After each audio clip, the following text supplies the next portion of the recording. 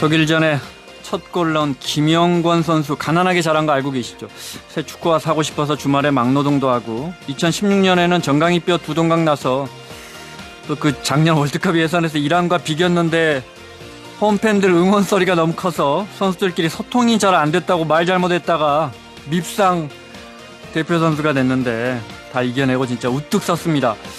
왼쪽 팔뚝에 문신이 있어서 제가 궁금해서 검색을 해봤어요. 뭐라고 써놨나. 오직 나만이 내 인생을 바꿀 수 있다. 금요일 성공의 감 김원장입니다. 시작합니다.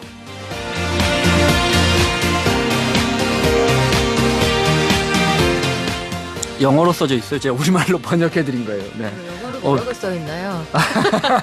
네. 오직 하여튼 우리말로 네. 오직 나만이 내 인생을 바꿀 수 있다. 누구도 대신해 줄 수 없어. 이렇게 써져 있더군요. 그래서 함께하고 싶어서. 김영권 선수는 이미 광저우 에버그란데에서 4년에 183억 받고 있는 선수예요. 이미 해외에서 인정받고 있는. 이 계약하고 2년 전에 전주공고 후배들 찾아가지고 갈비 사줬는데 그날 400만 원 나왔대요. 아니 후배들 갈비 안 사줘요? 아, 사줘야죠. 이대호 기자는 아마 기억할 텐데. 네. 제가 예전에 같은 출입처에서 규칙적으로 네. 맛있는 거. 쓸데없는 소리 하지 말고요. 오늘 원탁의 기자들 자, 갑자기 치킨값에 배달료가 붙기 시작했습니다. 알고 계시죠? 교촌이 먼저 붙였는데 배달료 2,000원 붙습니다. 소비자 입장에서는 그냥 가격이 오른 건데 이 배달료 시스템, 이 배달료 생태계 올바른 건지 이게 진짜 자영업자라도 그 돈이 가는 건지 배달앱들만 배를 불리는 건지 살펴보고요. 은행권 채용 비리에 의해서 이번엔 대출금리 의혹에 휩싸였는데 이런 거예요. 저는 소득이 8,700만 원입니다. 이렇게 분명히 재직증명서 내놨는데 그런 거 쏙 빼고 그냥 높은 이자 받아오다가 은행들이 적발이 됐는데 정작 이걸 잡아낸 금융감독원은 아이고 찾아보니까 그냥 실수였던 것 같더라고요. 이래요. 여러분 의견을 받겠습니다. 잠시 후 원탁의 기자들에서 그 내용 자세히 상의해 보겠습니다.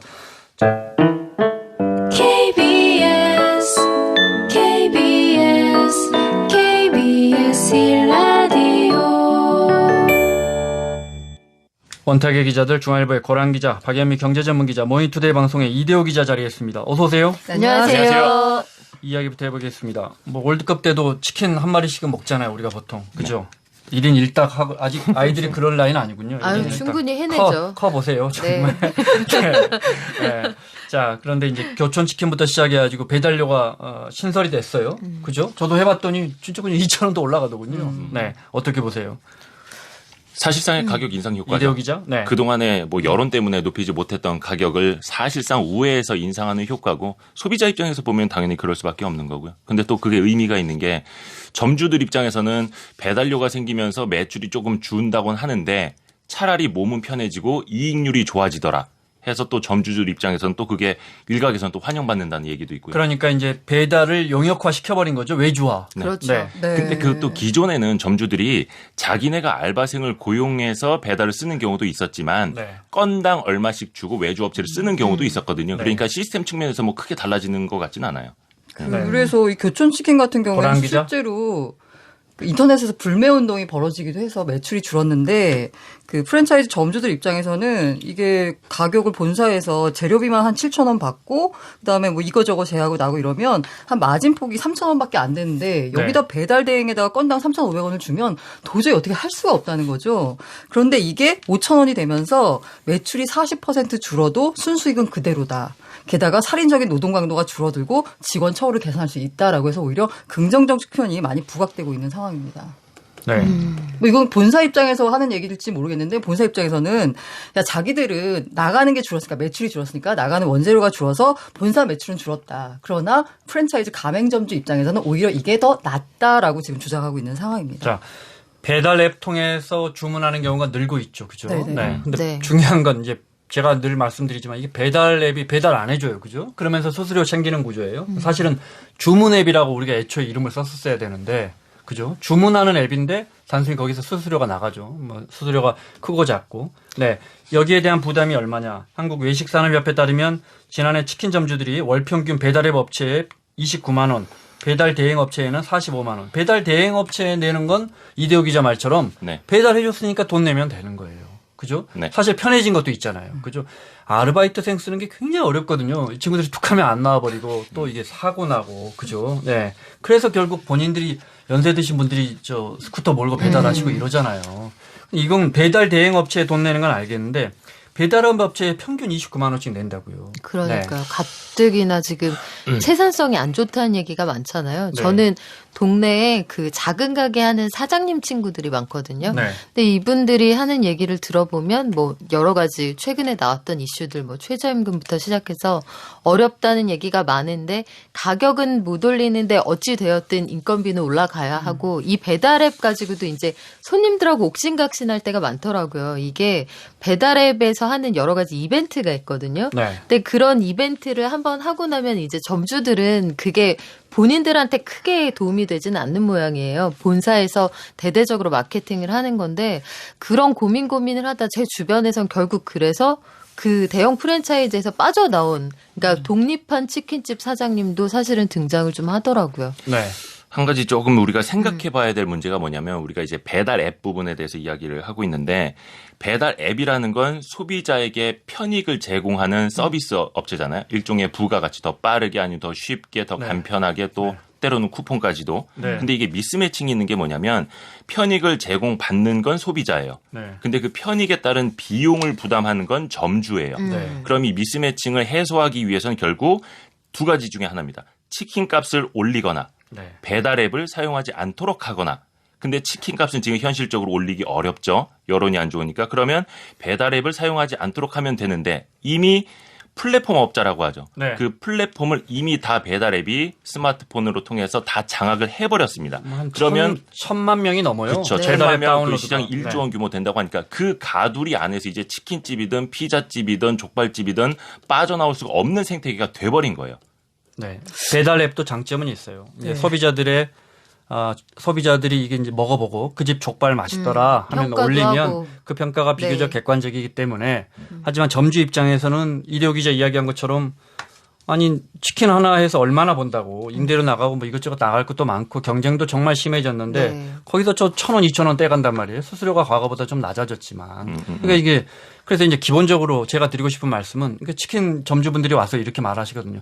배달앱 통해서 주문하셨는데 제가 다음에 콜라 하나 더 드릴 테니까 뭐 직접 전화하시라. 직접 이걸로 전화하고 전화번호 이렇게 살짝 남긴단 말이에요. 그럼 굉장히 좋은 영업 자, 행위죠. 네. 네. 시장 경제에서 배달 앱이 어떤 역할을 하는 거예요? 새로운 부가가치를 만드는 거예요. 부가가치를 만드는 것도 있어요. 정보를 제공하니까요. 그래서 그런데 네. 배달 안 해주잖아요. 배달 앱이라고 이게 사기죠.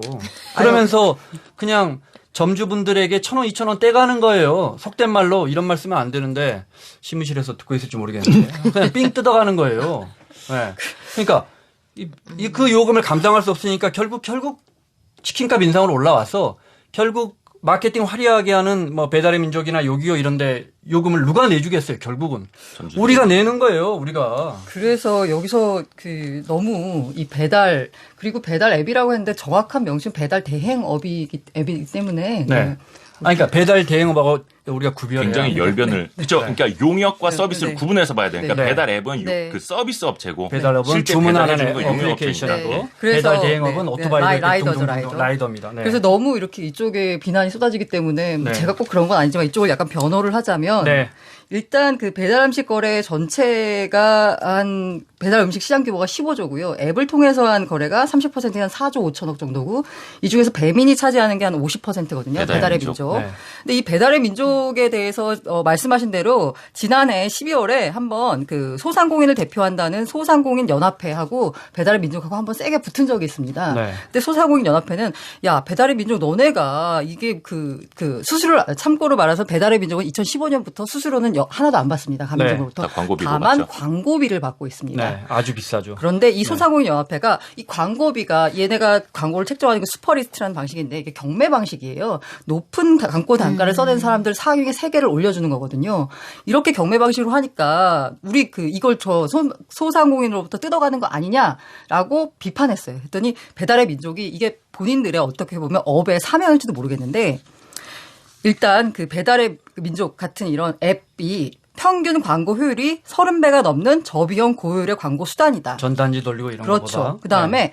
매달 수천만 원에서 수억 원까지 매출 올리는 일부 기업형 자영업자와 대다수 영세 소상공인 구분해서 봐야 한다라는 것처럼 아까 거기서 그 소상공인 연합회에서 한 달에 50만 원 이상을 광고비를 지출하고 있다라고 항변했는데 네. 통계에 따르면 50만 원 이상 입찰 광고 비용을 쓰는 업주는 광고 중에 4%에 불과하고요. 여기서 배달의 민족이 가장 하고 있는 것이 뭐냐면 프랜차이즈 업종은 광고를 할 필요가 없어요. 따로 그 점주가. 왜냐면 본사에서 하기 때문에. 네. 하지만 골목골목에 있는 그 광고비는 그러면 그 예를 들어 BHC나 교촌이나 이런 데는 본사에서 배달의 민족이 직접 광고비를 네, 준다 예, 이 말씀이세요? 주는데 점주들이 주지 않고? 그래서 네. 이게 좀 업체마다 달라요. 차이가 좀 업체마다 좀 차이가 있는데 어쨌든 제가 드리고 싶은 말씀은 이 배달의 민족이 아까 아무 효용이 없다라고 하셨는데 네. 이렇게 그 광고를 대대적으로 할 수 있는 프랜차이즈 업주와 그냥 골목에 있는 그냥 하나의 독립된 가게, 이 독립된 가게가 과연 그 기존에는 광고할 수 있는 수단이 뭐가 있었을까요? 그냥 동네 전단지 뿌리는 것밖에 없었단 우리가 말이에요. 그거 생각해봐야 하지만 돼요. 전단지의 그 효과가 얼마나 됐었냐라고 보면 이 배달의 민족은 그런 소상공인, 그런 영세한 동네 치킨집이 대형 프랜차이즈와 동등한 경쟁을 할 수 있는 환경을 만들어줬다. 네. 그리고 본인들은 뭐 배민 아카데미라는 무료 교육 프로그램을 통해서 장사 노하우를 전한다. 네. 라면서 이제 본인들의 그 생존 근거를 제가 너무 자영업자 편파 방송인 줄 알아서 그러나요? 저는 오히려 전단지 업체까지 멸종하게 만든 스타트업이라고 생각되는데요. 아니 그 전단지 업체가 멸종한 스타트업이라고 해서 스타트업을 비난할 게 아니라 전반적인 트렌드가 모바일로 옮겨진 거지 오프라인에서 온라인으로 옮겨진 거잖아요. 그 근데 트렌드 그게 자체를 네. 그걸 플랫폼 노란 기자. 사업자라고 해서 다 악이 아니고 네. 그 골목에 있는 인쇄업자라고 해서 다 선은 또 아니잖아요. 그렇죠. 그러니까 선과 악으로 네. 우리가 이분법으로 자, 나눠볼 필요는 저는 이렇게 없고요. 생각해요. 브로커리지, 중개업이 있어요. 우리가 아파트 살 때 공인중개사분들 없으면 얼마나 불편해요. 우리가 뭐 어디 네이버 보고 찾아가서 계약을 할 수는 없잖아요. 그죠? 그래서 막대한 비용을 지불하고 수수료를 내고 해요. 그런데 만약에 우리가 병원에 갈 때도 이런 브로커리지가 있다고 생각해 보세요. 그래서 있어요. 감기 걸렸을 때 나오기 시작했습니다. 그러니까 이 브로커리지 비용을 내면 결국 치료비나 의료비용이 높아질 거라고요. 네. 그게 꼭 필요한 거예요. 네. 근데 그러니까 이게 모든 브로커리지, 모든 거간업들이 그만큼 시장의 부가가치를 올리느냐 문제예요. 이 치킨 올릴 때 우리가 과연 전화 한 통이면 되는데 왜 배달 앱을 써서 치킨 값을 올리냔 말이에요. 점주들도 싫어하는데.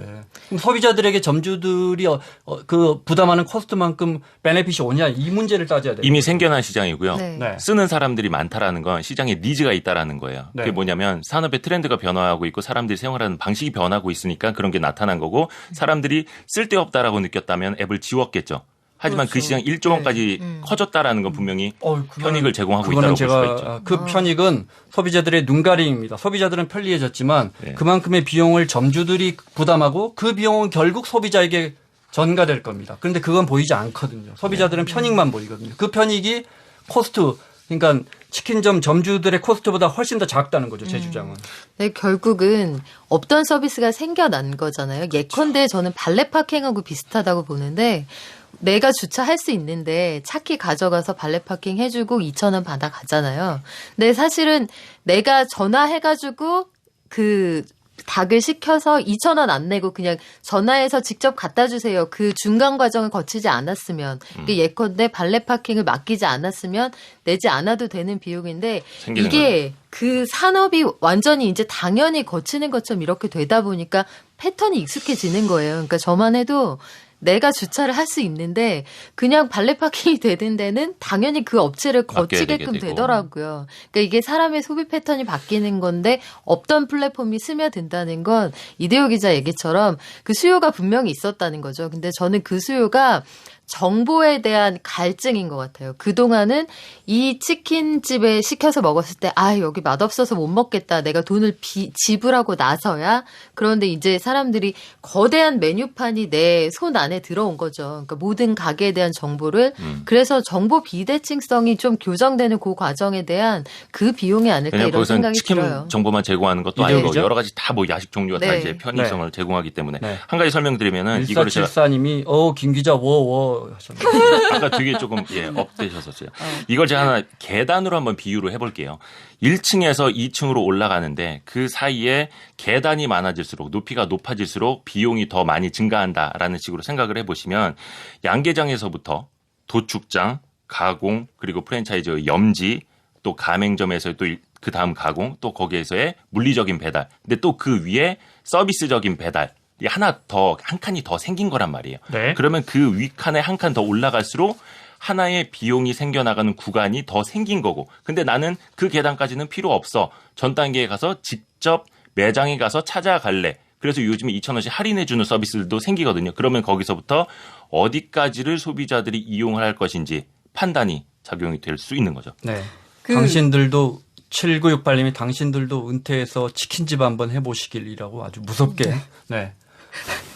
그래서 저는 어쨌든 이 배달 앱 이게 시장이 나왔을 때 이 수수료가 문제가 되니까 그 뭐 여러 가지 이거저거 붙이고 하면 한 매출의 40%가 이 배달 수수료 나간다고 해서 문제가 됐었어요. 그래서 지금 점점 요율이 낮아지고 있는 상황이거든요. 네. 그래서 이거 요율이 낮아지는 거는 경쟁을 통해서 해결해야 된다라고 보고요.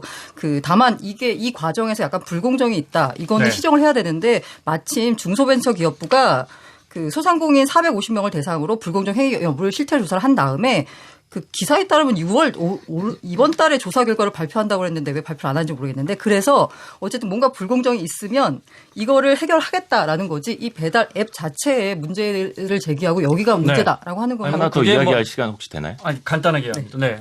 전화번호 얘기인데요. 네. 지금 이제 우리 동네 치킨집 직접 전화번호 예를 들면 뭐 02768 이런 걸 찾고 네. 싶어도 네이버에서 검색이 잘 안 돼요. 제가 그 이야기 하려고 그랬어요. 네. 그게 뭐냐면 050으로 시작하는 번호가 네. 뜨거든요. 이른바 이제 안심번호라는 건데 네. 그 직접 번호를 가리고 이런 대표 번호로 임의로 띄워준다라는 건데 이게 뭐냐면 문제는 그겁니다.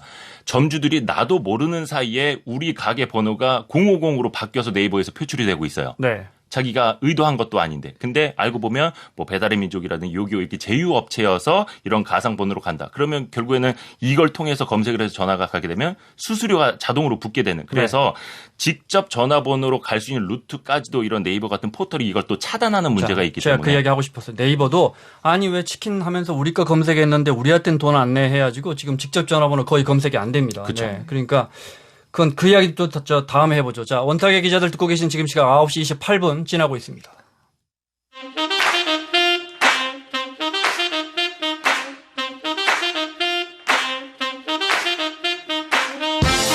경제를 알면 성공이 보입니다. 경제가 들리는 아침. 성공예감 김원장입니다.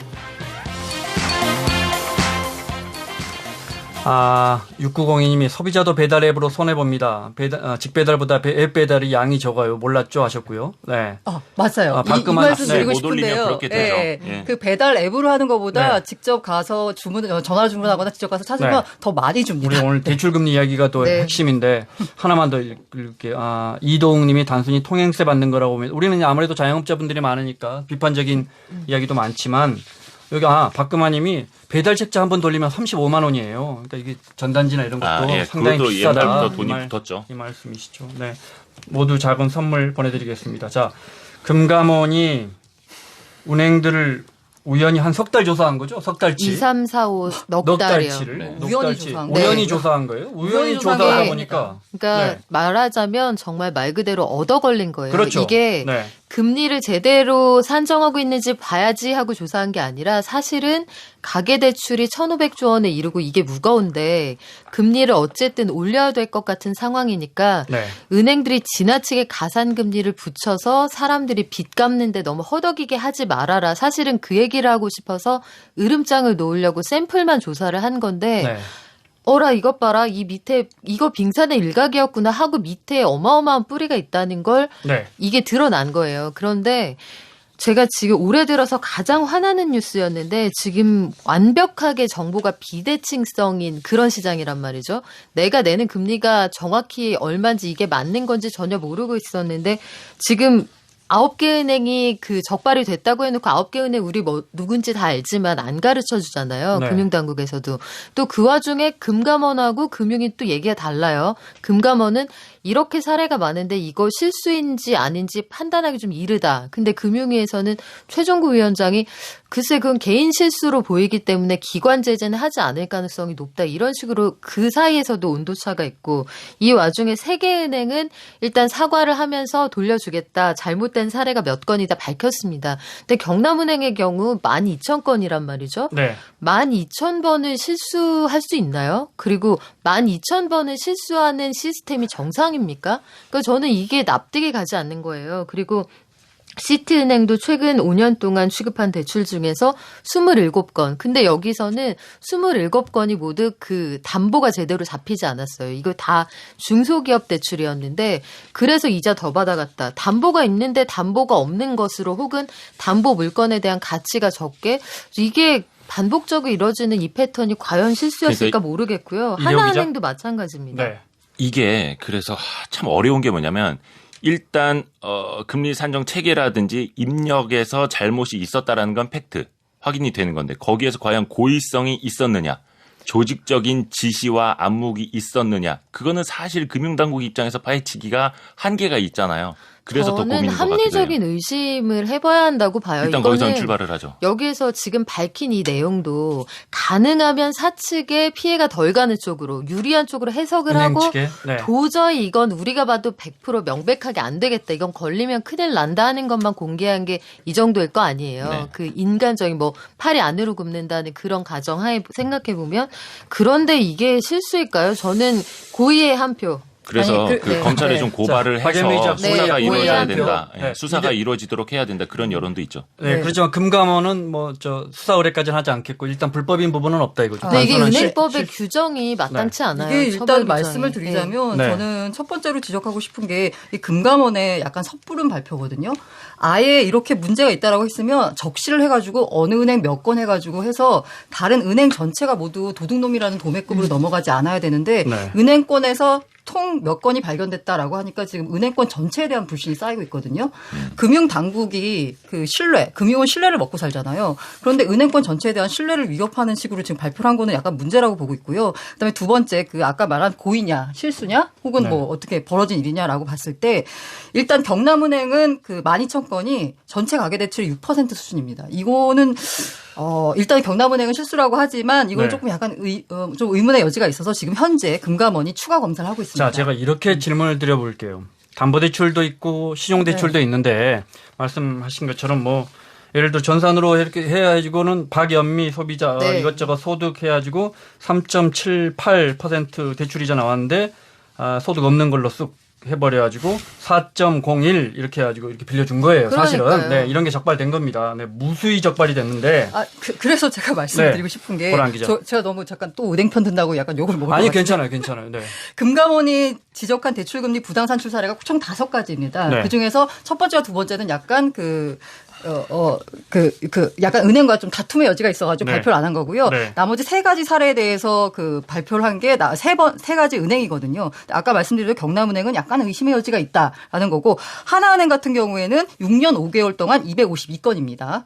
근데 그게 총 그 기간 동안 이루어진 대출이 690만 건이에요. 0.004%에도 못 미치거든요. 근데 그러면 얘네가 그래서 얻은 이익이 얼마냐? 1억 5,800만 원이거든요. 근데 이 기간 동안에 이 은행이 얻은 이자 순수익이 25조 원입니다. 그러면 1억 5,800만 원 더 벌자고 은행 자체를 이렇게 도둑놈으로 몰아가는 이런 짓을 했을까요? 근데 저는 생각이 달라요. 252건에만 문제가 있다고 하나은행이 스스로 잠깐만. 밝혔는데 팩트를 확인해야겠어요. 영업이익이 얼마라고요? 이자 순수익이요. 영업이익이 네. 아니라 네. 이자 순수익이 이자로 벌어들인 돈이 네. 25조 원이 육박합니다. 지난해. 아니에요. 6년 5개월 동안. 이 은행에서? 이 은행에서만, 네네네. 이 은행에서만. 근데 참고로 지난해 우리 네. 시중은행들이 이자 수입으로만 얻은 건 37조 정도 됩니다. 네. 올해에도 벌써 1분기에만 10조 원 10조 원 사상 최대 벌었죠. 수준이에요. 네. 그러니까 저는 일단 이 숫자 자체를 못 믿겠다는 거예요. 과연 252건 많을까? 그러니까 지금 고란 기자가 말씀하신 것처럼 금감원이 정확하게 그 내용을 밝히는 게 순서인데 지금 여기서 그 6년 동안 확인된 것만 확인된 것 2012년부터 최근 일부 영업점에서 이뤄진 것까지 해서 252건 저는 더 있을 것 같은데요. 출입 기자들도 좀 네. 알고 금융감독원의 검사 시스템을 아시는 분들은 좀 아시겠지만 몇만 건을 다 전수조사할 수는 없어요. 표집을 몇만 해야죠. 건 그 네. 사람들의 담보 소득금에 하나하나 비교해서 불가능하다 보니까 네. 은행 측에 가져오시라. 먼저 내시라, 제출하시라 이런 식으로 해서 뽑아내는 것들이거든요. 네. 그래서 아마 확인된 것만 자. 건 이렇게 보는 게 맞을 거예요. 청취자들이 이거 궁금할 것 같아서요. 제가 이건 꼭 여쭤보겠습니다. 은행도 장사인데 네. 담보대출이든 신용대출이든 아니 내가 고란이라는 8024님이 권란 기자님 늘 지지합니다 하셨는데 권란 기자는 SBS 기자입니다. 네. 중앙일보의 고란 기자와 함께하고 있습니다. 그러니까 권란이라는 소비자한테 내가 4%를 받든 5%를 네. 받든 은행도 장사잖아요. 네. 그렇죠. 하지만 이렇게 받으면 안 되는 거죠. 누가 그걸 설명해 주세요. 그게 그렇죠. 그러니까 은행도 장사 맞는데요.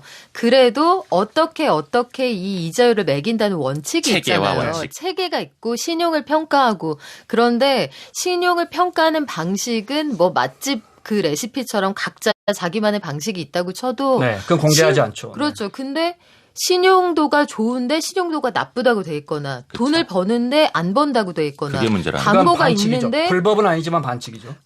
실제로 네. 금감원장의 워딩이 그거예요. 대출 금리는 시장 원리에 따라 자율적으로 결정돼야 한다. 맞죠. 대출 원리를 결정하는 건 가격을 결정하는 건 기업의 몫이거든요. 네. 하지만 산정 과정에서 합리성이 결여돼 있다면 이를 개선해야 한다. 네. 그래서 이게 산출이 적정하게 됐느냐 이걸 보는 거거든요. 이게 높으냐 낮으냐를 보는 게 아니고. 그거 엉터리로 한 거 그러니까 이 아니에요. 과정이 그래서 이제 문제 지적을 하는 엉터리로 거예요. 된 거 아니에요? 말도 안 되는 거예요. 네. 1금융권 은행권에서 8,300만 원 소득이 있는 분 지금 소득 없는 걸로 한 다음에 고금리로 대출이 됐잖아요. 주택담보대출 있다고 했는데도 그것도 없다고 네, 해버린 거 그런데 아니에요. 그 상식적으로 생각을 해보자고요. 1금융권에서 그 벌이가 하나도 없는 사람에게 신용대출을 해준다. 이게 가능하겠어요? 아니 그런데 네? 안 이거를 되죠. 고의로 안 되죠. 몰아가기에는 그런 게 아까 말씀드린 대로 이 확률적으로 봤을 때 그게 쉽지가 않고요. 제가 전직 은행원으로서 말씀드리지만 이거 은행원이 왜 자기 목숨 내걸고 이거를 조작할 리는 없단 말이죠. 너무 그래서 이게 이게 몰아가는 건 고의성 나쁜 것 있느냐 같고요. 없느냐는 이 자리에서 이제 넘어가야 그래, 되겠네요. 이제 그 이야기는 그만하고 그렇죠. 시간 때문에 마무리를 해야 되는데 예를 들어 우리가 지금 대한민국의 주택담보대출 쓰고 계신 분의 열에 한 6, 7분들은 코픽스 쓰실 거예요. 그죠? 예, 예, 예. 그렇죠. 코픽스라는 게 뭐예요? 그러니까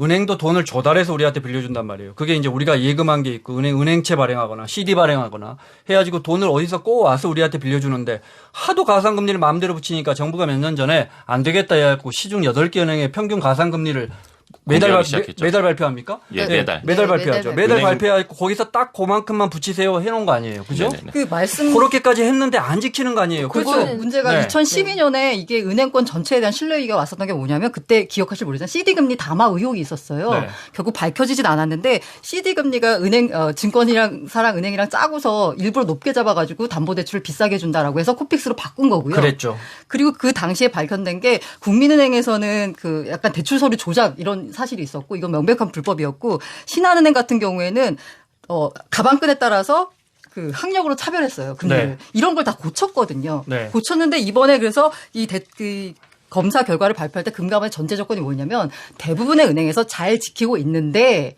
몇몇 은행에서 이런 위반 건수가 발견됐다라고 했어요. 네. 이렇게 자, 말하고 나니까 알겠습니다. 마무리를 네. 해야겠습니다. 마무리 한 가지만 할게요.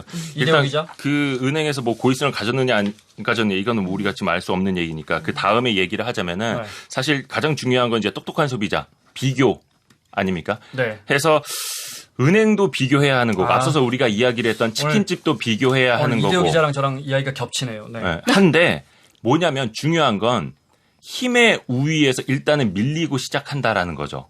그래서 소비자라면 은행들도 한 곳만 볼 게 아니라 두세 곳 이상 발품을 좀 따져가면서 은행 그럼 지점장이나 영업본부장이 전결로 얼마까지 우대금리를 더 줄 수 있는지 할인해 네. 줄 수 있는지도 비교해보고 은행연합회 홈페이지 들어가면은 코픽스 금리라든지 그러니까 은행별 신용 그 도에 네. 따른 금리 수준도 다 비교가 되거든요. 네. 그 금감원이 이번에 발표한 대책 중에 하나가 그 비교가 지금은 기준금리, 가상금리 두 가지만 비교할 수 있었는데요. 네. 이 다음에는 카드를 쓰면 얼마가 할인되느냐 하는 부수거래 금리라는 게 있거든요. 네. 그것도 비교할 수 있고 지점장 전결로 얼마를 할인해 주느냐 이것도 비교할 수 있게 만든다고 합니다. 저는 미화하지 말았으면 좋겠어요. 그러니까 금리 산정 오류라고 미화하지 마세요. 이건 이자 도둑질입니다. 명백하게. 아, 네. 그러니까 여기에서 6년 전에도 똑같은 상황이 있어서 감사원에서 최근 5년 동안 은행들이 1조 5천억 원 이상 이자를 더 받았다 이런 얘기 했는데 이 일이 반복되고 있잖아요. 네.